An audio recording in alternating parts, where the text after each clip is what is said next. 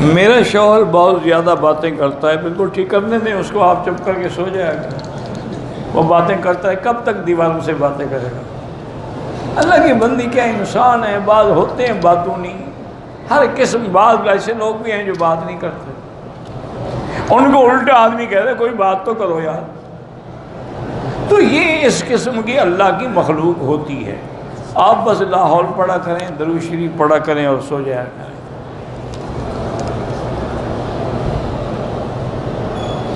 میرے اوپر اولاد کے حقوق یہ ہے کہ سب سے پہلے تو اولاد کی دینی تربیت کریں، ان کے عقیدے کی اصلاح کریں، ان کو نماز روزے اور دین کی پابندی کرائیں، پھر ان کو تعلیم دلائیں اور ان کو رزق حلال تک پہنچنے کے ذرائع مہیا کریں.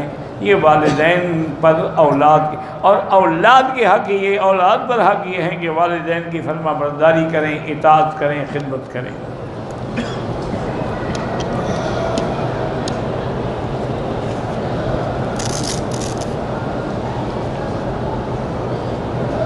کہتا جی کہ میرا نام بہرحال آپ کا کوئی نام بھی ہے. میں نے ایک کام شروع کیا تھا جس سے 15 لاکھ روپے میں نے غبن کیا تھا، اور اسی 15 لاکھ سے میں نے حج کیا تھا. سبحان اللہ، یعنی خالص حلال سے. جب تمہیں پتہ ہی تھا کہ حرام ہے تو حرام سے بھی حج کیا جاتا ہے. یہ تو نعوذ باللہ اللہ کی غضب کو دعوت دینے والی بات. آپ توبہ کریں اور وہ 15 لاکھ روپے غریبوں کو تقسیم کر دیں، مدرسے میں کسی دینی مدرسے میں جا کے دے دیں تاکہ تیرا گناہ دھل جائے.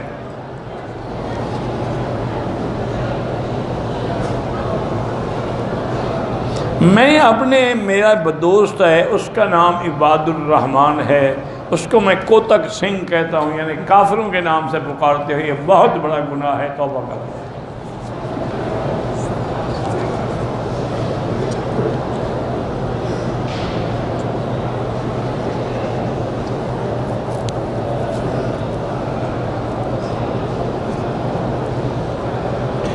کہتے جی کہ میری عمر 33 سال ہے، گھر والوں نے میری شادی 13 سال کی لڑکی سے کر دی.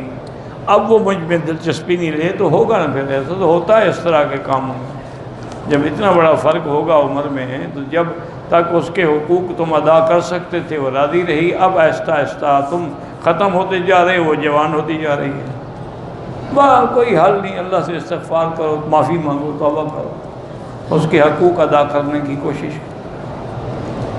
باقی عورتیں تو کہتی ہیں، سیدھی بات ہے، وہ تو کہیں گی کہ دیکھو تم کیسی ہو اور تمہارا خاوند دیکھو کیسا جنگلی وحشی آدمی ہے. یہ لوگ تو کہتے ہیں. ایک طواف کا ثواب یہ ہے کہ ایک غلام خرید کے آزاد کرو، اتنا ایک طواف میں. اب ایک غلام کتنے کا خریدو گے؟ لاکھوں میں بھی نہیں ملے گا. اور ایک روایت میں ہے کہ غلام بھی ولد اسماعیل سے ہو، اور ولد اسماعیل سے تو غلام ہو ہی نہیں سکتا. تو اس لیے معنی یہ ہے کہ اس کی ثواب کا کوئی حد و کنار ہی نہیں ہے. فضائل حج اور فضائل اعمال میں جو کتاب روایتیں ضعیف ہیں، میرا بھائی گزارش یہ ہے فضائل اعمال یا فضائل حج پر پہلے اعتراض نہ کرو. ان کتابوں کو پڑھو، کیا انہوں نے کسی کتاب سے نقل کر کے لکھی ہے یا خود بنائی ہیں؟ تو اگر انہوں نے لکھا ہے کہ یہ ترغیب ترہیب سے ہیں، منذری سے ہیں، فلاں کتاب سے ہیں، تو پھر ان کتاب والوں کا قصور ہے، ان پر تو تمہیں غصہ نہیں آتا. اور دوسری بات یہ ہے کہ جتنے سنن کی کتابیں ہیں، مثلا سنن نسائی ہے، ترمذی ہے، ابن ماجہ ہے، اس کے اندر کتنی ضعیف حدیثیں ہیں، ان کو نکال دو گے؟ اللہ کے بندے مسئلے کو سمجھو. ایک ہوتے ہیں اعتقادات، اعتقادیات، ایک ہوتے ہیں احکامات، ایک ہوتے ہیں فضائل. اعتقاد کے اندر اللہ کا قرآن ہو یا حدیث متواتر ہو، احکام میں حدیث صحیح کا ہونا ضروری ہے. جہاں تک فضائل کا تعلق اس میں تو ضعیف بھی دکھنا جائز ہے. مسئلے کا پتہ ہوتا نہیں ہے اور اعتراض شروع ہو جاتے ہیں. اللہ والوں پہ اعتراض نہ کیا کرو.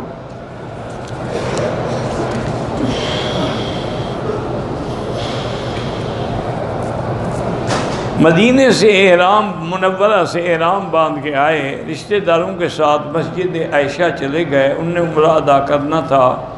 مدینے میں کیونکہ مجھے عید ہو گئے تھے، مگر میں مدینے سے نیت کر کے آئی تھی. اس لیے 3 دن کے بعد مسجد عائشہ جا کر دوبارہ احرام کی نیت کروں. کیوں دوبارہ کرو؟ تم تو نیت کر کے آئی ہو. وہ تو نیت کرے نا جس نے نیت نہ کی ہو. تم تو میقات سے نیت کر کے آئی ہو، مدینہ پاک سے.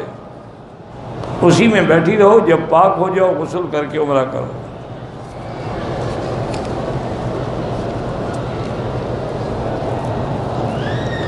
کہتے ہیں جی عورتیں جب اپنے بال ٹھیک کرتی ہیں تو بال گر جاتے ہیں، ان کو یعنی محفوظ کر کے کسی جگہ دفن کر دیا بس. مقصد یہ ہوتا ہے کہ چونکہ جو شیطان لوگ ہیں نا، جادوگر لوگ ہیں، وہ بالوں پر زیادہ جادو ہوتا ہے، اس لیے ان کی حفاظت کرنی چاہیے.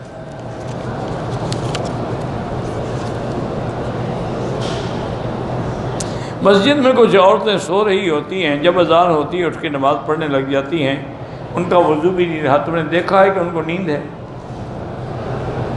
نہیں. تمہاری کوئی ڈیوٹی لگی ہوئی ہے ایسی عورتوں کو دیکھتی رہو، کون سو رہی ہے، کون جاگ رہی ہے، کون بیٹھی ہے، کون کھڑی ہے. لگی بندی ہو، تم سے زیادہ مسئلے جانتے ہیں. سوتے رہیں، نیند نہ آئے تو کوئی بات نہیں. نماز کے بعد دعا کی فضیلت یہی ہے کہ میرے آقا کی صحیح حدیث ہے کہ فرائض کے بعد دعا اللہ قبول فرماتے ہیں. دبر کل صلاۃ مکتوبۃ، ہر فرض نماز کے بعد دعا منظور ہوتی ہے.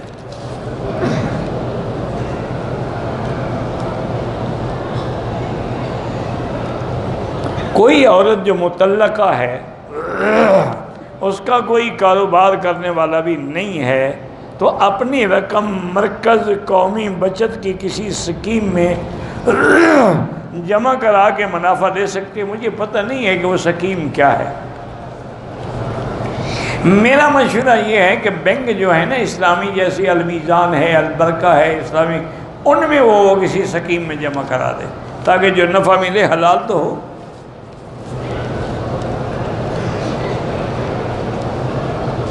میرا پوتا ہے، 12 سال کی عمر ہے، اسے ڈراؤنے خیالات آتے ہیں. بہرحال اس کو آپ صبح و شام آخری 3 صورتیں جو ہیں نا، قل هو اللہ احد، قل اعوذ برب الفلق، قل اعوذ برب الناس، پڑھ کے اپنے ہاتھوں میں دم کر کے اس کے سارے بدن پہ پھیر دیا کریں. کبھی آیت الکرسی پھیر دی، کبھی سورۃ فاتحہ پھیر دی. قرآن کو چومنا یا سینے سے لگانا بدعت ہے. اگر یہ دین ہوتا تو سب سے پہلے حضور پاک سمجھاتے ہیں. یہ کوئی ادب نہیں ہے کہ سینے سے لگا لو لیکن تیری بات میں نہیں مانتا. تو کہتا ہے داڑھی نہ منڈا، میں ابھی بھی منڈا کے بیٹھا ہوں. سینے سے لگانے کا کیا فائدہ ہوا؟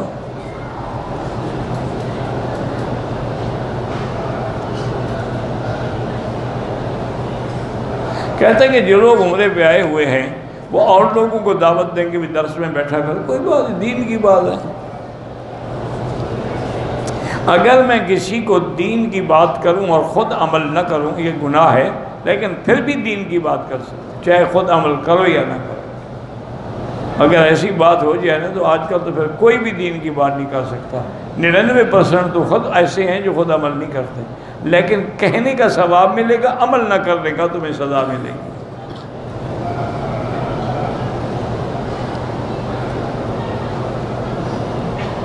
کہتے ہیں کہ گھر والے میری شادی کا سوچ رہے ہیں، مجھ پہ قرضہ بھی ہے، کاروبار بھی نہیں ہے. شادی کی برکت سے اللہ پاک رزق دے دیتے ہیں. قرآن پاک ہے ان یکونوا فقراء یغنیہم اللہ، کہ اگر تم فقیر ہو تو ہو سکتا ہے اللہ پاک اسی کی وجہ سے تمہیں رزق عطا فرما دے. کہتے ہیں کہ سعودی عرب میں بعض ٹوپیاں ایسی بنی ہوئی ہیں جن پہ کعبے کی تصویر ہے. نماز تو ٹھیک ہو جاتی ہے لیکن ہونی نہیں چاہیے، اور ایسی ٹوپی خریدنی نہیں چاہیے، کیونکہ کبھی آپ نیچے پھینکیں گے، کبھی اس سر پہ نیچے رکھ کے سوئیں گے، وہ بھی تو آپ ادبی ایک قسم کی ہے نا.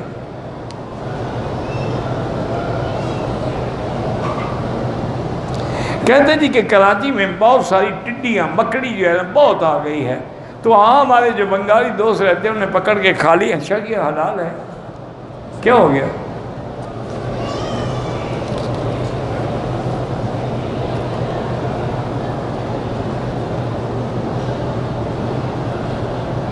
میں ایک شخص کے ساتھ کام کرتا تھا، مال لے کے جاتا، بہت دنوں کے بعد پیسے دے. اب 7 مہینے ہو گیا پیسے بھی نہیں دے رہا. اللہ سے دعا مانگو، میں کیا کر سکتا ہوں؟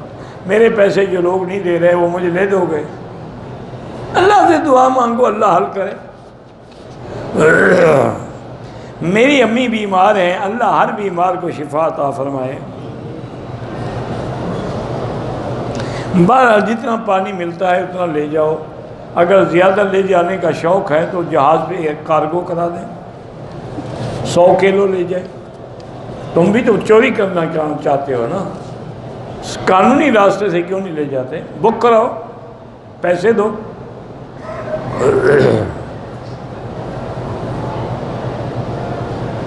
ایک آدمی کہتا ہے کہ مکے مدینے کے دکانداروں سے کچھ لینا ہو تو ریٹ وغیرہ کی بات نہ کرو، یہ کوئی ضروری نہیں ہے، مقصد یہ ہے کہ نیت اچھی ہو، صدقے کی ہو، ستانے کی نیت نہ ہو۔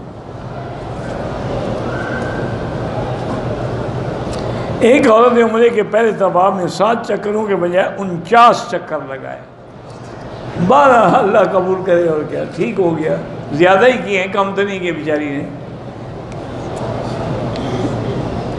اگر کسی سے نیت بھول جائے اور طواف شروع کر دے، جب طواف شروع کرے نیت ہے تو ادھر گیا ہے نا، نیت نہ ہوتی تو ادھر کیوں گیا؟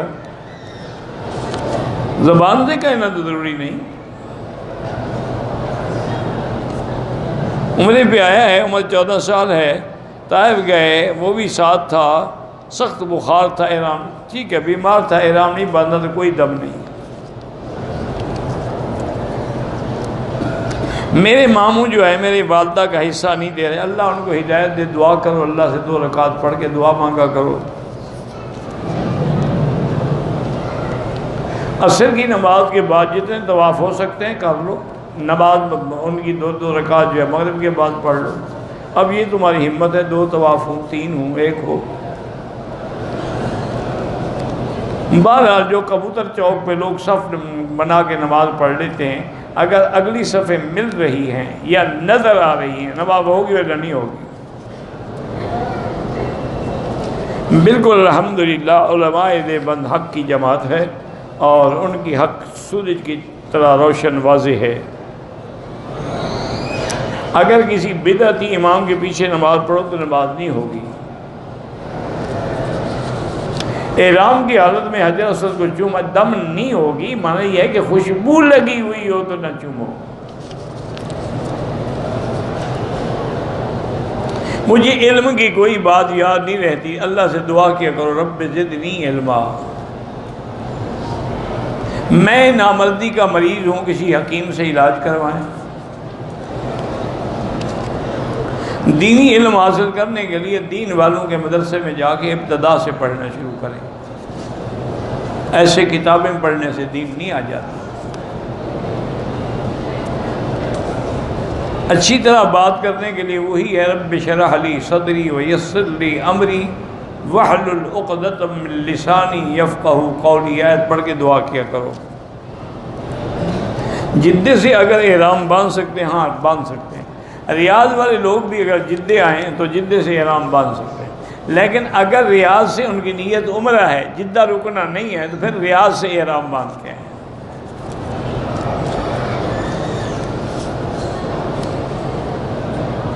ماں باپ سے پہلے لڑکا عمرے پہ آئے تو کچھ گناہ، کوئی گناہ نہیں۔ جب ان کے جس کے مقدر میں توفیق تھی وہ آ گیا، جن کے مقدر میں نہیں ہے وہ گھر بیٹھے ہوئے ہیں۔ یہ ضروری نہیں کہ پہلے حج کریں عمرہ کریں، جو اللہ نصیب کرے وہ کرو بس۔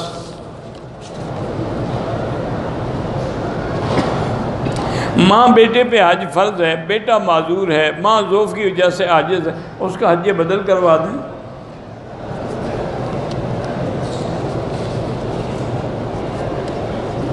مجھے ہر وقت برے خیالات آتے ہیں تو لا حول پڑھا کرو، لا حول ولا قوت الا باللہ۔ طواف کے دوران بھی غلط خیالات آتے ہیں تو یہی پڑھیں، لا حول ولا قوت الا باللہ، اور نظر جو ہے وہ نیچے رکھیں۔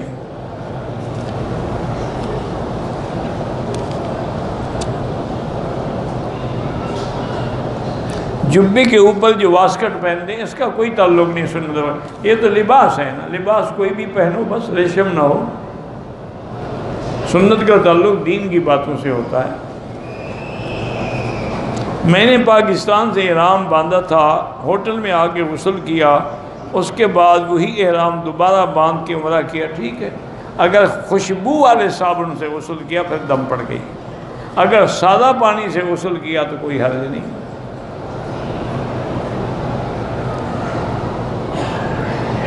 میرا بھائی غلط عورتوں کی صحبت میں پڑ گیا ہے، اللہ اس کو ہدایت دے، 2 رکعت نماز پڑھ کے اس کی ہدایت کے لیے دعا کیا کرو۔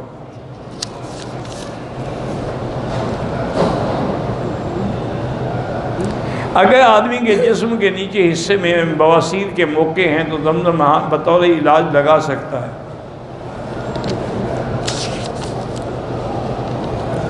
جو آدمی فوت ہو گئے ان کے لیے خود قرآن شریف پڑھ کے ختم دعا کریں۔ سانس کی پرابلم ہے تو میں نے کل بھی بتایا تھا کہ وہ آیت ہے من یتق اللہ الی آخرہ، وہ آیت پڑھ کے روزانہ اللہ سے دعا مانگے۔ میں نے اپنی بیٹی کا نام حریم رکھا ہے، ٹھیک ہے، حرمت والی، عزت والی۔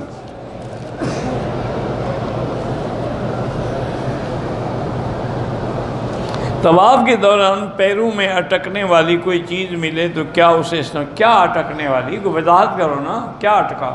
لوگوں کا بیگ پڑا ہو تو وہ بھی اٹھا لو تم۔ میں نے 5 عمرے کیے ہیں، ان کا ایصال ثواب کروں، آپ کی مرضی ہے۔ میرے قاری صاحب ایک گجرانوالے میں مدرسہ چلا رہے ہیں، اللہ کامیاب کرے۔ ان کو شوگر کی تکلیف ہے، اللہ شفا عطا فرمائے۔ یہاں پر آج کل بے پردگی بہت زیادہ ہے، اللہ ہدایت دے۔ میرا بیٹا بیمار ہے، اللہ سب بیماروں کو شفا عطا فرمائے۔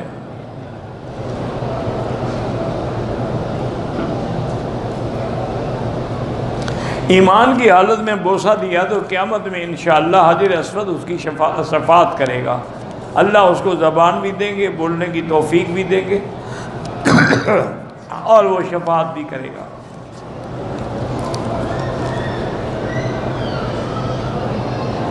میرے سسرال والوں نے یہ توید دلائی تھی کہ جادو کا اثر ہے، اس کے بعد میرے کانوں میں لگاتار آواز آتی ہے وہ تعویذ یا واپس کھود کے نکال دو نہ تو مر جائے گی۔ اللہ یہ سب جھوٹی باتیں، کوئی تعویذ نکالنے سے نہیں مرتا۔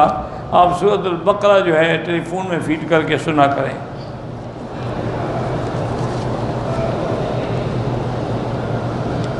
ایک آدمی مدینے سے مکہ مکرمہ پہنچ گیا، احرام نہیں باندھا، بالکل دم ہے، لیکن بہتر یہی ہے کہ دوبارہ مدینے شریف جا کے عمرہ کر لے یا طائف سے عمرہ کر لے تو دم سے بچ جائے گا، اقرب میقات پہ لوٹ جائے۔ انگوٹھے چومنا جو ہے بالکل بدعت ہے۔ امام مسجد نبوی کبھی انگوٹھے نہیں چومتے، یہ آپ نے کسی غلط ویڈیو بنائی ہوگی۔ یہ تو متخالص موحد لوگ ہیں، ان باتوں کی بدعت کے قریب ہی نہیں جاتے۔ احرام کی حالت میں تولیے سے چہرہ صاف کر دیا، کوئی حرج نہیں۔ میں نے 3 طواف اکٹھے کیے، بعد میں سب کی 2 رکعت پڑھی، ٹھیک ہو گیا۔ قاعدہ و تشہد میں اصول یہ ہے کہ انگلی اٹھانا سنت ہے، اشہد ان لا الہ الا اللہ۔ بعد کان یحرکو کے لفظ سے استدلال کرتے ہیں کہ حرکت دیتے رہو، ورنہ بس ایک دفعہ دینا کافی ہے۔ عمرے سے پہلے غسل کرنا سنت ہے، نہ کرو تب بھی جائز ہے۔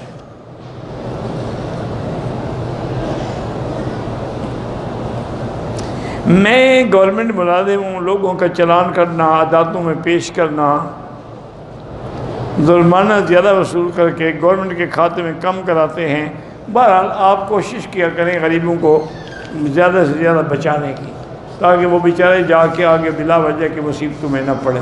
بس ڈانٹ دیا، تنبیہ کر دی، کوشش کی کہ وہ بچ جائیں۔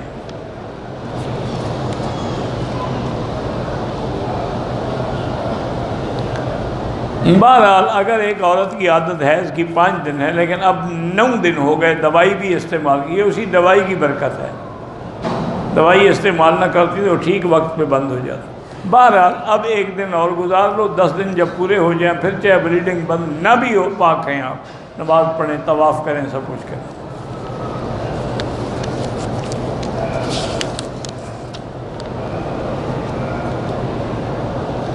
اگر دو عورتیں بھائی کے ساتھ اس آئیں عمرے کے لیے، ہوٹل سے نماز طواف کے لیے اکیلے ہیں، کوئی حرج نہیں۔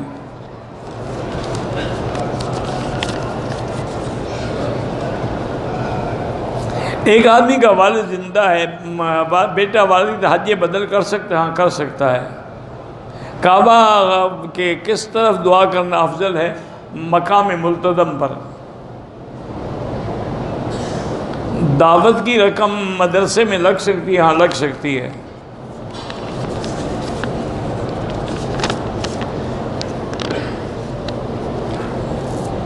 ظہر عصر کی نماز میں اگر امام کے پیچھے ہیں تو مقتدی فاتحہ نہ پڑھیں، اگر حنفی ہیں، شافعی ہیں تو پڑھا کریں۔ منتظمن تو کہنی ملتزم ہے، وہ حجر اسود سے لے کر کعبے کے دروازے تک ہے۔ حضور پاک کے نام پہ قربانی کر سکتے ہیں؟ کر سکتے ہیں۔ آپ موبائل نمبر دے دیں، انشاءاللہ کسی نہ کسی یوٹیوب میں ہوگا، وہ وہیں سے لے لیں۔ ایک عمرہ کیا، اس میں بال تھوڑا آیا، دوسرے عمرے میں کینچی استعمال کر سکتا ہے؟ جب پہلے میں ہی بال تھوڑا آیا ہے تو کینچی سے کیا کرے گا؟ بال اس طرح پھرواؤ۔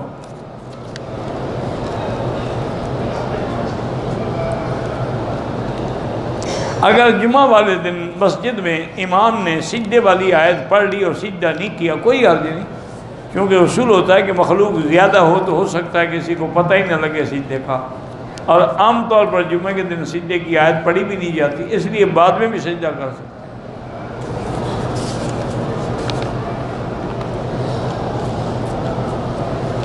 اگر آدمی کو طواف کے دوران وضو ٹوٹ گیا، وضو کرے جا کے اور دوبارہ شروع کرے۔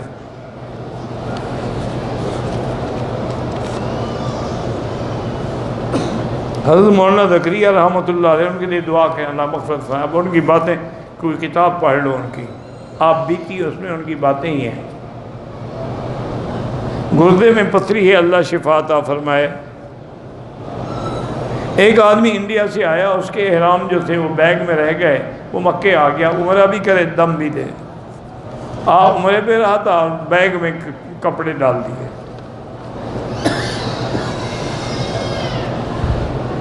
میں نے عمرہ کیا، گھر گئی، احرام اتار کے بال کاٹے تھے، احرام اتار کے ہی کاٹنے ہوتے ہیں، یہ کون سا کہ کپڑا بھی بندھا رہے اور بال بھی کاٹ جائیں، پھر تو دوپٹہ کاٹتی نا آپ۔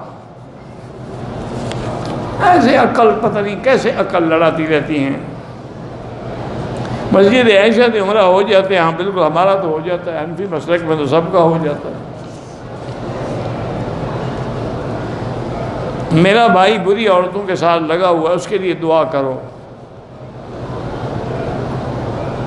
طواف الوداع پتہ نہیں کیا ہے، مجھے دی اور کہا کہ اس کو دروازے پر بٹھاؤ، کیا میں طواف پتہ نہیں، مجھے نہیں پتا آپ نے کیا لکھا ہے، کس کو دروازے پہ بٹھاؤ؟ مسجد نبوی ہو یا مسجد الحرام ہو، جو لوگ امام سے آگے کھڑے ہوں گے ان کی نماز نہیں ہوگی۔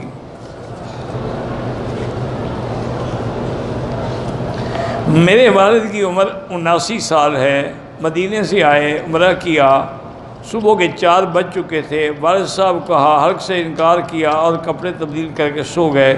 منگل کو دوبارہ راضی کے احرام پہن کے حلق کرایا، اگر 3-4 گھنٹے گزرے ہیں تو پھر دم پڑ گئی۔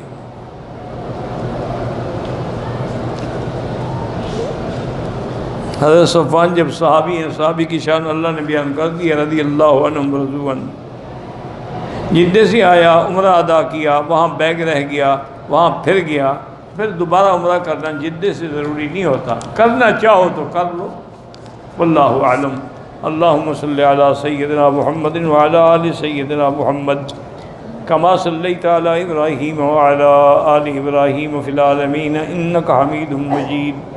بسم اللہ ما شاء اللہ لا قوة الا باللہ، ما شاء اللہ لا یصرف السوء الا اللہ، ما شاء اللہ لا یسوق الخیر الا اللہ، ما شاء اللہ ما کان من نعمت فمن اللہ، ما شاء اللہ لا حول ولا قوة الا باللہ، لا حول ولا قوة الا باللہ العلی العظیم، لا ملجا ولا منجا منک الا الیک۔ اللہم انا نسألک باسمائک الحسنى وصفاتک العلی اللہم سلمنا ولا تسلمنا وامنحنا ولا تمتحنا اللہم اکرمنا ولا تہنا اللہم زدنا ولا تنقصنا اللہم اعطنا ولا تحرمنا اللہم آثرنا ولا تؤثر علینا اللہم اجعلنا فی زمانک و امانک و احسانک اللہم اجعلنا فی زمانک و امانک و احسانک اللہم ارحم ضعفنا واجبر کسرنا واشفنا واشف مرضانا وارحم موتانا واستجب دعاءنا ولا تخیب رجاءنا برحمتک یا ارحم الراحمین۔ یا اللہ بیماروں کو شفا عطا فرما، یا اللہ ہماری ظاہری باطنی روحانی جسمانی کمزوریاں بیماریاں پریشانیاں دور فرما، یا اللہ بے حیاؤں کو حیا عطا فرما، بے اولادوں کو اولاد صالح عطا فرما، جن کی اولادیں ہیں ان کو صالح بنا، جن کے گھروں میں بچیاں ہیں ان کے رشتے آسان فرما، بے روزگاروں کو روزگار عطا فرما، قرض داروں کے قرض ادا فرما، تمام عالم میں جتنی مساجد ہیں مدارس ہیں دین کے ادارے ہیں ان کی حفاظت فرما، دین کے کام کرنے والوں کی حفاظت فرما، علماء حقہ کی حفاظت فرما۔ یا اللہ مسلمان کشمیر میں ہیں، فلسطین میں ہیں، حلب میں ہیں، شام میں ہیں، عرب میں ہیں، عجم میں ہیں، ہند میں ہیں، افغان میں ہیں، ان کی جان مال آبرو عزت کی حفاظت فرما۔ یا اللہ حرمین الشریفین اور اس بلد الامین کو قیامت تک ہر فتنے سے محفوظ فرما۔ یا اللہ پاکستان کی حفاظت فرما، یا اللہ یہود ہنود اور قادیانیوں کے فتنوں سے محفوظ فرما۔ ربنا ظلمنا انفسنا ان لم تغفر لنا وترحمنا لنكونن من الخاسرین۔ ربنا آتنا فی الدنیا حسنۃ وفی الآخرۃ حسنۃ فقنا عذاب النار۔ وصلی اللہ تعالی علی خیر خلقہ سیدنا محمد وعلی آلہ وصحبہ اجمعین۔ اللہم صل علی سیدنا محمد وعلی آل سیدنا محمد وبارک وسلم۔